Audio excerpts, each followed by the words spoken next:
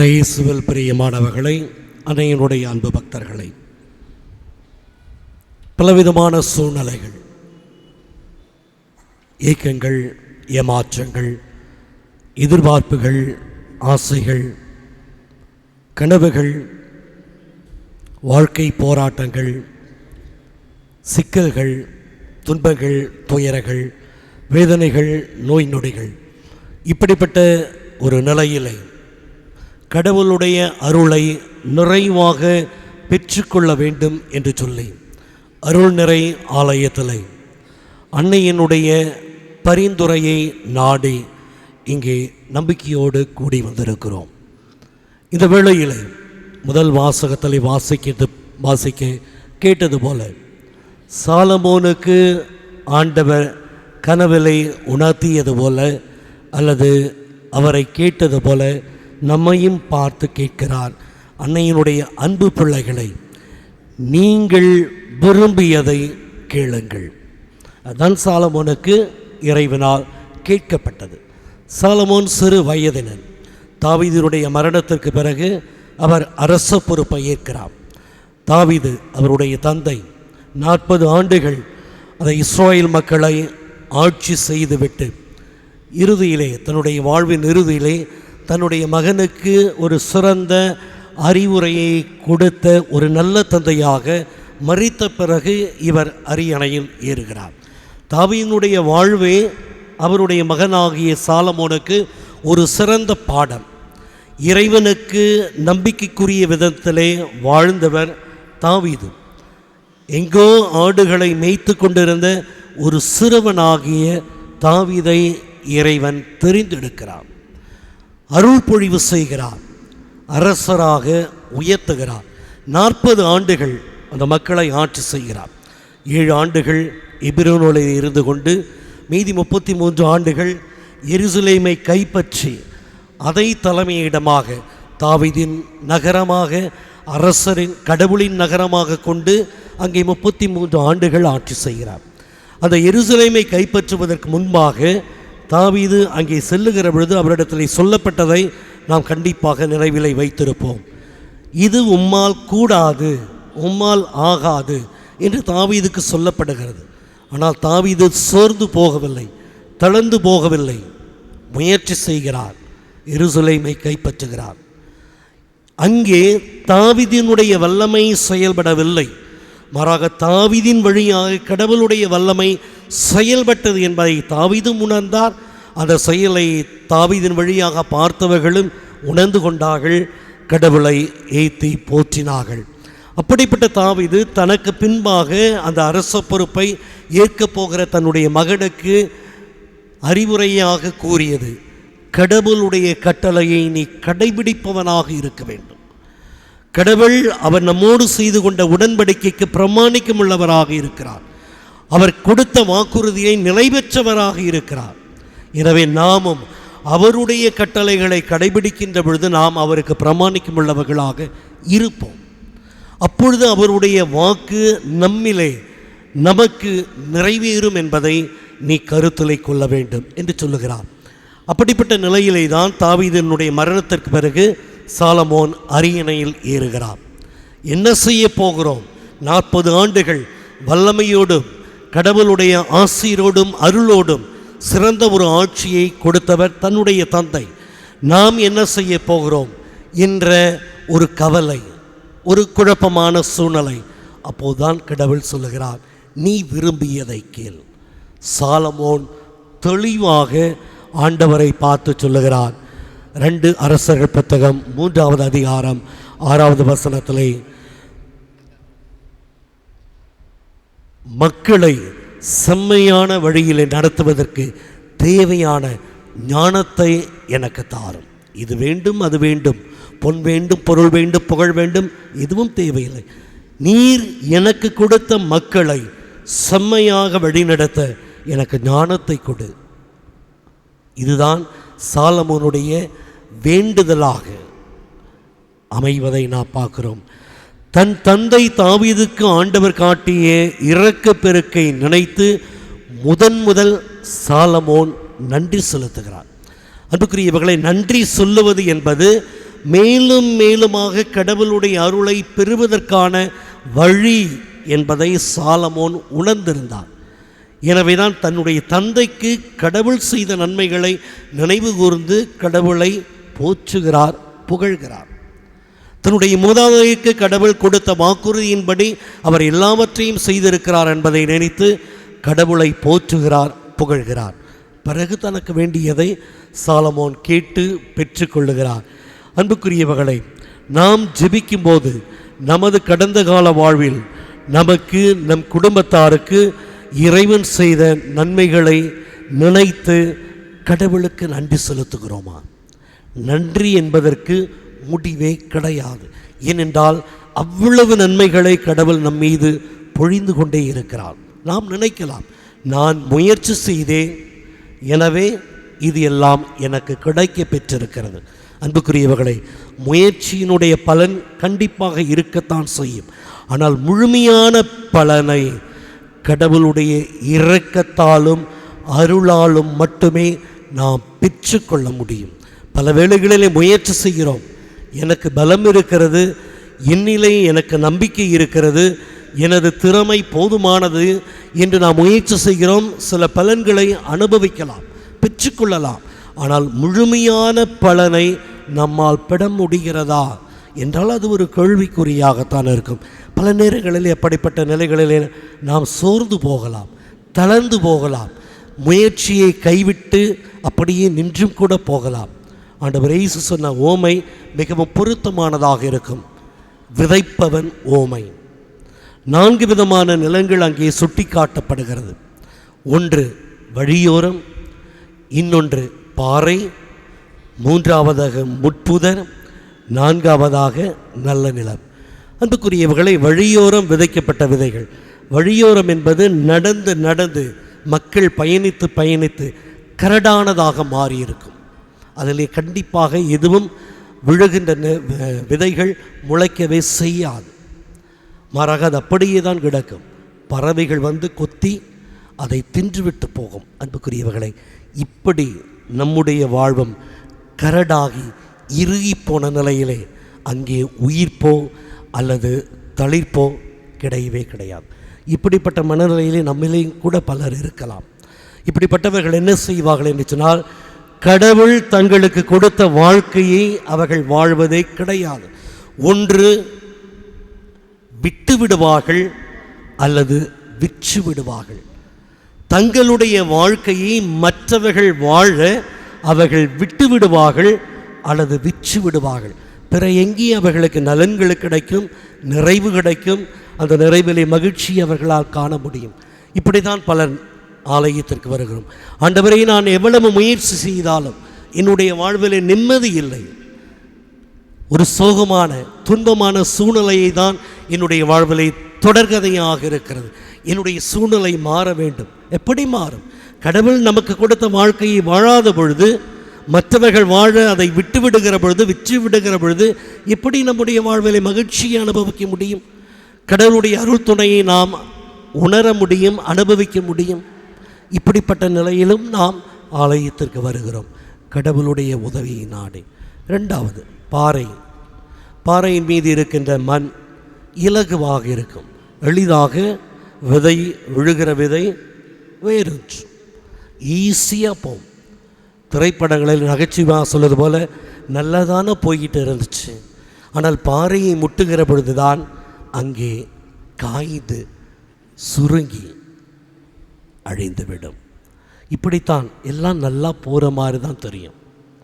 ஆனால் ஏதாவது ஒரு கஷ்டம், துன்பம், சோதனை வருகிற பொழுது அப்படியே எல்லாமே முடிந்து போய் விடுவதாக நாம் உணரக்கூடிய சூழ்நிலை. அப்பொழுது கடவுளை நோக்கும். இதுவரை கடவுள் துணை நமக்கு தேவையில்லை என்ற ஒரு நிலையிலே சென்று கொண்டிருப்போம். அன்புக்குரியவர்களை, அப்படிப்பட்ட மனநிலையிலும் நாம் ஆண்டவரை தேடி இங்கே வந்திருக்கக்கூடும். மூன்றாவதாக முச்செடிகள் நடுவே. அன்புக்குரியவர்களை, முச்செடிகளில் விழுகிற விதை எல்லாம் பசுமையானதாக தோன்றும், எல்லாம் பச்சை பசையில்னு இருக்கும். அதே போல் சூரிய ஒளி படாதவாறு ஒரு பாதுகாப்பு நிறைந்த சூழல் இருப்பதாக தோன்றும். ஏனென்றால் பயிரிட்ட ஒரு செடியோ அல்லது மரமோ கண்டிப்பாக அறுவடை செய்கிற பொழுது அது ஒழுங்குபடுத்தப்படும். அல்லது கனி தரக்கூடிய பயன் தரக்கூடிய செடிகளாக மரங்களாக இருந்தால் பறித்த பிறகு தேவையற்றவை கழித்து விடப்படும். ஆனால் முட்செடிகள் அதை யாரும் சீண்டுவதில்லை, அப்படியே புதர் மண்டியது போல பெருசாக இருக்கும். அதனால் சூரிய ஒளி படாத போல ஒரு சூழ்நிலை இருக்கும். அப்படிப்பட்ட மனநிலையில் இருப்பவர்கள் இதுதான் பசுமையானது, இதுதான் எனக்கு பாதுகாப்பு, எந்த சூரிய ஒளியும் எந்த துன்பமும் எந்த சோதனையும் என்னை அணுகாதபடியான ஒரு சூழ்நிலையிலே பாதுகாப்போடு இருக்கிறேன் என்று உணரத் தோன்றும். அன்புக்குரியவர்களை, எது நமக்கு சாதமாக அமைகிறது என்று நினைக்கிறோமோ அதுதான் நமக்கு பாதகமாக அமையும். இந்த உலகத்தில் இதெல்லாம் எனக்கு பாதுகாப்பாக இருக்கிறதோ, எனக்கு சௌகரியமானதாக இருக்கிறது என்று நினைக்கிறோமோ அதுதான் நமக்கு வினையாக முடியும். அதுதான் இந்த உலகம் தரக்கூடியது. அப்படிப்பட்ட ஏமாந்து போன மனநிலையிலே கூட நாம் ஆண்டவரை தேடி வந்திருக்கலாம். இறுதியாக ஆண்டவர் சொல்லுவது நல்ல நிலம் 30 மடங்கு 60 மடங்கு 100 மடங்கு பலன் தரக்கூடியது. அன்புக்குரியவர்களே, இதிலே வேறு விதமாக நாம் சிந்தித்து பார்க்கலாம். 30 மடங்கு ஒரு விதையானது முழுமையான பலன் தரக்கூடிய சக்தியை பெற்றிருக்கும். ஆனால் 30 மடங்கு என்று ஆண்டவர் சொல்லுகிறார். அப்படி என்றால் ஒருவருடைய முயற்சியின் பலனாக அவர் பெறக்கூடியது அல்லது தரக்கூடியது 30 மடங்கு விளைச்சலாக இருக்கலாம். அதே போல் அதற்கேற்ற சூழ்நிலை அமைகிற பொழுது அந்த 30 மடங்கு முயற்சியினால் வரக்கூடிய 30 சூழ்நிலையும் சேர்ந்து ஒத்துப்போகிற பொழுது ஒத்துழைக்கிற பொழுது 60 மடங்காக இருக்கலாம். ஆனால் கடவுளுடைய அருளும் இரக்கமும் நம்மீது பொழியப்படுகிற பொழுது மட்டுமே அது 100 மடங்காக முழுமையானதாக மாறும். எந்த விதமான குறையும் ஏமாற்றமும் இல்லாதபடி முழுமையை நிறைவை பெற்றவர்களாக இருப்போம். முழுமையான கனிதரக்கூடியவர்களாக நம்முடைய வாழ்வும் நாமும் இருப்போம். அப்படிப்பட்ட ஒரு முழுமையை தேடித்தான் இந்த அருள் நிறை ஆலயத்தில் அருளை நிறைவாக பெற்றுக்கொண்ட அன்னை மரியாளுடைய பரிந்துரையை நாடி தேடி வந்திருக்கிறோம். அன்புக்குரியவர்களே, நம்பிக்கை மட்டுமே நமக்கு தேவை. ஏனென்றால் ஜெபம் என்பது கடவுள் எனக்கு தருவார் அல்லது தருகிறார் என்ற நம்பிக்கையின் வெளிப்பாடு தான் ஜெபம். ஜெபிக்கின்ற பொழுது நாம் எப்படிப்பட்ட விதத்தில் ஜெபிக்க வேண்டும், எந்த மனநிலையில் ஜெபிக்க வேண்டும், நம்முடைய ஜெபம் எப்படிப்பட்டதாக இருக்க வேண்டும் என்பதற்கு சாலமோனுடைய ஜெபம் நமக்கு சிறந்த உதாரணம். அன்னை மரியாளுடைய ஜெபமும் நமக்கு ஒரு சிறந்த உதாரணம். ஆண்டவர் இயேசுவினுடைய ஜெபமும் சிறந்த உதாரணம். அன்னை மரியாளுக்கு மங்கள வார்த்தை சொல்லப்படுகிறது. இதுதான் கடவுளுடைய திருவுளம் என்று அறிவிக்கப்படுகிறது. அன்னை மரியாள் தன்னுடைய நிலையை உணர்ந்து பார்க்கிறாள். சமுதாயத்தையும் அங்கே சிந்தித்து பார்க்கிறாள். இது எங்கனமாகும், நான் கன்னி ஆயிற்று, கடவுளுடைய உறுதிப்பாடு வானதூதர் வழியாக கொடுக்கப்படுகிறது.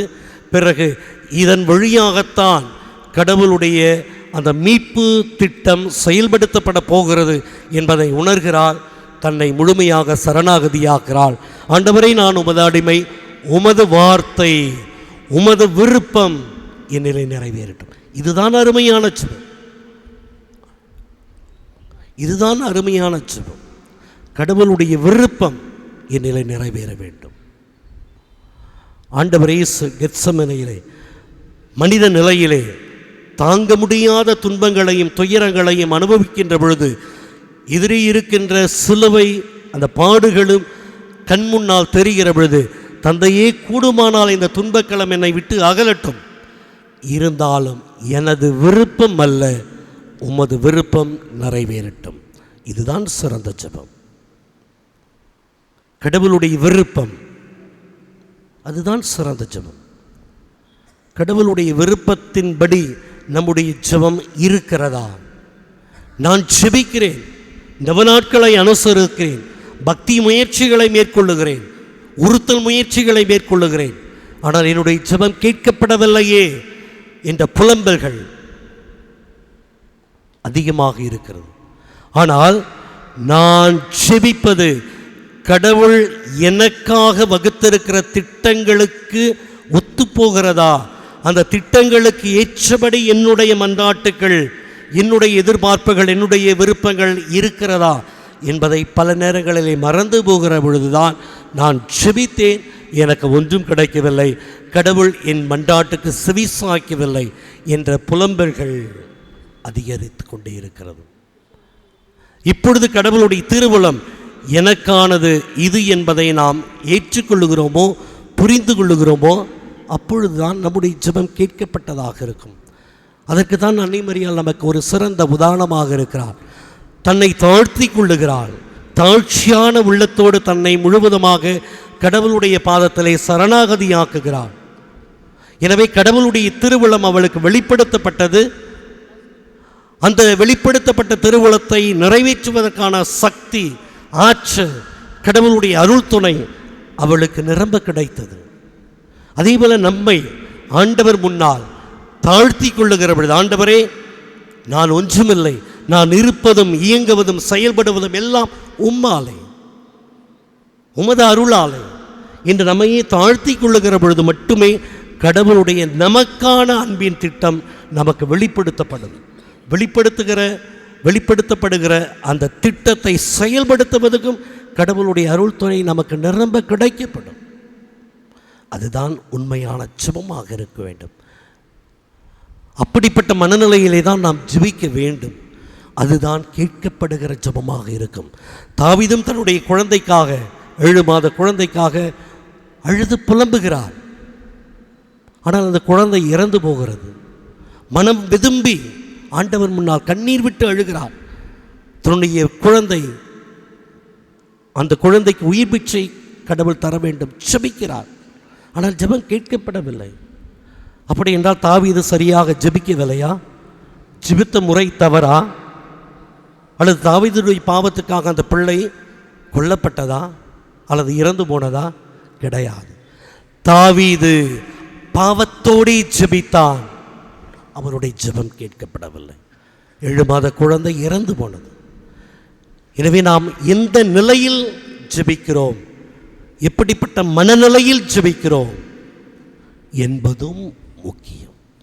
அதே போல நம்முடைய ஜெபம் இறைவன் நான் கேட்பதை எனக்கு தருவார் என்ற நம்பிக்கையின் வெளிப்பாடாக அமைய வேண்டும். பல நேரங்களிலே அமளி, அழுகை, ஆர்ப்பாட்டங்கள் இதுதான் மிகுதியாக இருக்கிறது. இந்த வேளையிலே கடவுள் நமக்கு சொல்வது, கடவுள் அவரை நோக்கி நம்முடைய உள்ளத்தை எழுப்ப வேண்டும். உள்ளத்தை எழுப்புவது என்பது கடவுளை மட்டுமே நான் நம்பியிருக்கிறேன், அவரே எனக்கு எல்லா வகை வேதனையிலும் ஆறுதல் அளிக்கக்கூடியவர் என்ற நம்பிக்கையை கடவுள் மீது வைப்பதைத்தான் திருப்பாடலின் ஆசிரியர் என் உள்ளத்தை கடவுளை நோக்கி எழுப்புகிறேன் என்று சொல்லுகிறார். அந்த ஒரு நம்பிக்கையை ஆண்டவர் மீது வைக்க வேண்டும். அதை விடுத்து என்னுடைய வாழ்வில் இது இருக்கிறது, அது இருக்கிறது, இது முடியவில்லை, அது முடியவில்லை, இது கிடைக்க பெறவில்லை, ஏமாற்று, வருத்தங்கள், துயரங்கள், நோய் நொடிகள் நீங்கிய பாடில்லை. அந்த நேரத்தில் தான் ஆண்டவர் சொல்லுகிறார், அமைதியாக இருங்கள். விடுதலை பயணம் அதிகாரம் 14 இறைவசனம் 14. மோசே தலைமையிலே எகிப்தின் அடிமை தலையிலிருந்து இஸ்ராயல் மக்கள் விடுவிக்கப்பட்டு வருகிறார்கள். பார்வோன் அவர்களை செல்ல அனுமதித்தாலும் மனம் மாறவில்லை. மீண்டுமாக அவர்களை பிடித்து வர படையை அனுப்புகிறார். படை பின்னால் துரத்துகிறது, முன்னால் செங்கடல் நிற்கிறது. ஓலமிடுகிறார்கள். தங்களுக்கு ஒரு உரிமை வாழ்வு, விடுதலை வாழ்வு கிடைத்து விட்டதை என்று மகிழ்ந்திருந்தவர்கள் ஒடிந்து போகிறார்கள், புலம்புகிறார்கள். முன்னே செங்கடல் நம்மை வீழ்த்திவிடும், பார்வோனின் படைகள் நெருங்கிவிட்டால் அழித்துவிடும். இப்படிப்பட்ட நிலையிலே தான் ஓலமிடுகிறார்கள், புலம்புகிறார்கள். அப்பொழுது ஆண்டவர் சொல்லுகிறார், அமைதியாக இருங்கள், போரிடுவது நான். அமைதியாக இருங்கள், போரிடுவது நான். எதற்காக கவலை, எதற்காக ஓலம்? அதுதான் ஆண்டவர் மீது கொள்ளக்கூடிய நம்பிக்கையாக இருக்க முடியும். ஆண்டவர் இயேசுவோடு சீடர்கள் கடலில் பயணிக்கிற பொழுது பெரும் காற்று வீசுகிறது. கடல் கொந்தளிக்கிறது, அலைகள் எழும்புகிறது. ஆண்டவர் இயேசு அங்கே உறங்கி கொண்டிருக்கிறார். சீடர்கள் ஓலமிடுகிறார்கள், மரண ஓலம். ஐயோ, நாங்கள் சாகப் போகிறோமே, உமக்கு கவலை இல்லையா? அப்பொழுது ஆண்டவர் இயேசு எழுந்து காற்றையும் கடலையும் கடிந்து கொண்டு, இறையாதே, அமைதியாயிரு சொல்லுகிறார். காற்றும் கடலும் அவருக்கு கட்டுப்பட்டன. இறையாதே, அமைதியாயிரு. அதைத்தான் ஆண்டவர் நம்முடைய வாழ்விலும் எதிர்பார்க்கிறார். அன்புக்குரியவர்களே, இங்கே அமைதி என்பது பலவீனம் அல்ல. நாம் கடவுள் மீது கொண்டிருக்கிற நம்பிக்கையினுடைய வெளிப்பாடு. எனவே எது நடந்தாலும் நான் அமைதியாக இருக்கிறேன், அது நம்முடைய பலவீனம் அல்ல. கவலைப்படாதீங்க, அமைதியாக இருங்கள். போரிடுவது நான், ஆண்டவர் நமக்காக நிற்கிறார், நம்மோடு இருக்கிறார். காற்றையும் கடலையும் கடிந்து கொள்ளக்கூடிய ஆண்டவர் சொல்வார், இறையாதே, அமைதியாயிரு. அமைதியாக இருப்போம், ஆண்டவர்களை நம்பிக்கை வைப்போம். அதைத்தான் அன்னை மரியாள் செய்தார். கடவுளுக்கு உகந்த ஒரு வாழ்க்கையை அவளால் வாழ முடிந்தது. பெற்றுக்கொண்ட அந்த நிறைவான அருள் வாழ்வை காத்து கொள்ள முடிந்தது. அப்படிப்பட்ட அன்னையினுடைய அன்பு பக்தர்களாக இந்த அருள் நிறை ஆலயத்தில் அவளுடைய பரிந்துரையை நாடி வந்திருக்கிறோம் நம்பிக்கையோடு.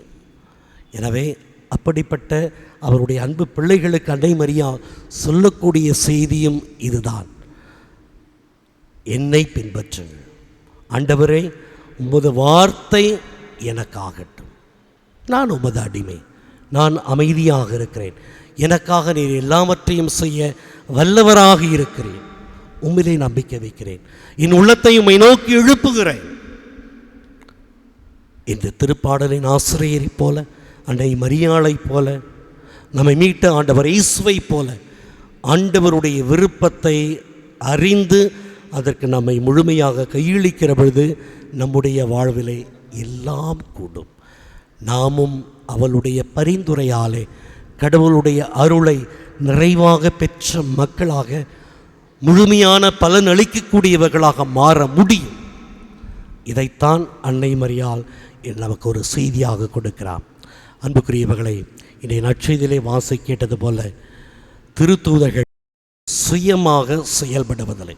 அனுப்பப்பட்டவர்களைத்தான் திருத்தூதர்கள் என்று இன்றைய நற்செய்தி சொல்லுகிறது. அதே போல் நாம் ஒன்றை இங்கே புரிந்து கொள்ள வேண்டும். ஒவ்வொரு பணியின் பின்பும் இயேசுவிடம் கலந்து ஆலோசிக்கும் நிகழ்வு அவசியமானதாக இருக்கு. அப்படியே பல நேரங்களில் நம்முடைய வாழ்வில் நடக்கிற எல்லாவற்றையும் கடந்து போய்கொண்டு இருக்கிறோம். ஏன்னா பிஸி. சிந்தித்து பார்க்க அல்லது கடவுளோடு கலந்து பேச அல்லது நம்மோடு இருக்கக்கூடிய ஒரு இறை சமூகமோ அல்லது குடும்ப உறவுகளோடு கலந்து பேசுவதற்கு நமக்கு நேரம் இல்லை. நேரம் இல்லை என்று சொன்னாலும் இன்றைக்கு பல நேரங்களிலே பலருக்கு விருப்பம் இல்லை. ஆனால் ஆண்டவர் இயேசு சொல்லுகிறார், சற்றே இளைப்பாருங்கள். பரபரப்பான சூழ்நிலையிலே இயந்திரத்தனமாக இயங்கிக் கொண்டிருக்கிறோம், ஓடிக்கொண்டிருக்கிறோம். சற்றே இளைப்பாருங்கள். நீங்கள் கடந்து வந்த பாதையை திரும்பி பார்த்து ஆண்டவரோடு கலந்து பேசுங்கள், கலந்து ஆலோசியுங்கள். உங்கள் வாழ்க்கையிலே நீங்கள் கடந்து வந்த பாதை எப்படிப்பட்டதாக இருக்கிறது? ஆண்டவரிடத்தில் கலந்து ஆலோசியுங்கள். அதற்குத்தான் இந்த ஆண்டவருடைய பிரசன்னம். எப்படிப்பட்ட வாழ்க்கையை வாழ்ந்து கொண்டு இருக்கிறேன், எப்படிப்பட்ட குடும்ப சூழ்நிலையிலே சமூக சூழ்நிலையிலே நான் வாழ்ந்து கொண்டிருக்கிறேன் என்பதை ஆண்டவருடைய பாதத்திலே அமர்ந்து சிந்தித்து பாருங்கள். ஆண்டவரோடு கலந்து பேசுங்கள். அதுவே உங்களுக்கான இளைப்பாறுதலை தரும். இளைப்பாறுதலை பெற்றுக்கொள்ளவர்கள் புது வலிமையை பெற்றவர்களாக மீண்டுமாக தங்களுடைய வாழ்க்கையை தொடர முடியும். அதைத்தான் இன்றைய நற்செய்தியின் வழியாகவும் ஆண்டவர் சொல்லுகிறார். எனவே இயேசுவில் பிரியமானவர்களே, கடவுள் மீது முழுமையான நம்பிக்கை கொண்டவர்களாக இதோ அருள்நிறை ஆலயத்தில் கூடியிருக்கிறோம். நம்முடைய வாழ்வை ஆண்டவரத்தில் ஒப்புக் கொடுப்போம். ஆண்டவரோடு கலந்து பேசுவோம். புத்துயிர் பெற்றவர்களாக, அருள் பெற்றவர்களாக, அதை நிறைவாக பெற்றவர்களாக இல்லங்களுக்கு நாம் வாழக்கூடிய சமூகத்துக்கு செல்வோம். ஆண்டவர் தாமே உம்மோடு இருக்கிறார். எனவே எந்த சூழ்நிலையிலும் எது வந்த போதிலும் அமைதியாக இருப்போம். ஏனென்றால் போரிடுபவர் நான். ஆமென்.